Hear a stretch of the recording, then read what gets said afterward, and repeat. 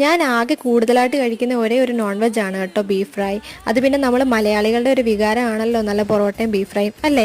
അപ്പം നമുക്കിന്ന് നല്ലൊരു ബീഫ് ഫ്രൈയുടെ റെസിപ്പി നോക്കിയാലോ. നല്ലപോലെ കഴുകി വൃത്തിയാക്കി വെച്ച ബീഫിലോട്ട് ആവശ്യത്തിനുള്ള മുളക് പൊടി, മഞ്ഞൾപ്പൊടി, കുരുമുളക് പൊടി, മല്ലിപ്പൊടി, ഗരം മസാല, ആവശ്യത്തിനുള്ള ഉപ്പും കൂടെ ചേർത്ത് നല്ലപോലെ മിക്സ് ചെയ്ത് കുറച്ച് വെള്ളം ഒഴിച്ച് അടച്ചു വെച്ച് വേവിക്കുക. പച്ചമുളക്, ഇഞ്ചി, വെളുത്തുള്ളി, സബോള അരിഞ്ഞ് മാറ്റി വെക്കുക കേട്ടോ. ഞാൻ അടുപ്പത്ത് വെച്ച് അതിൽ എണ്ണ ചൂടാകുമ്പോൾ 2 വറ്റൽമുളകും പിന്നെ അരിഞ്ഞ് വെച്ചിരിക്കുന്ന പച്ചമുളകും ഇഞ്ചിയും വെളുത്തുള്ളിയും സബോളയും കൂടി ഇട്ട് നല്ലപോലെ വരട്ടിയെടുക്കുക. ഈ സബോള നന്നായിട്ട് വരണ്ട് വരുമ്പോൾ അതിലേക്ക് കുറച്ച് മുളക് പൊടിയും കുറച്ച് മല്ലിപ്പൊടിയും പിന്നെ കുറച്ച് കറിവേപ്പിലയും കൂടി ഇട്ട് നല്ലപോലെ ഇളക്കി യോജിപ്പിക്കുക. ഇപ്പോൾ ബീഫ് നന്നായിട്ട് വെന്തിട്ടുണ്ട് കേട്ടോ. ഇനി ഈ ബീഫ് എടുത്ത് നമ്മൾ ആ മിക്സിലോട്ട് ഒഴിച്ച് ലോ ഫ്ലെയിമിലിട്ട് ഈ വെള്ളം മൊത്തം വറ്റിച്ചെടുക്കണം. നമ്മുടെ ബീഫിലെ വെള്ളമെല്ലാം നല്ലപോലെ വറ്റിയിട്ടുണ്ട്. ഇനി ഇതിലോട്ട് കുറച്ച് സബോളയും കുറച്ച് കറിവേപ്പിലയും ഇട്ട് നല്ലപോലെ മിക്സ് ചെയ്യുക. കറിവേപ്പിലയും സബോള ഇടുന്നത് ഒരു ടേസ്റ്റിന് വേണ്ടിയിട്ടാണ്. എരിവ് നോക്കിയിട്ട് നിങ്ങൾക്ക് വേണേൽ ലാസ്റ്റ് കുറച്ച് കുരുമുളക് പൊടിയും കൂടെ ആഡ് ചെയ്യാം. നമ്മുടെ ബീഫ് ഫ്രൈ ഇവിടെ റെഡി ആയിട്ടുണ്ട്. ഇനി നല്ല പൊറോട്ടയുടെ കൂടെ കഴിച്ച് നോക്കാം.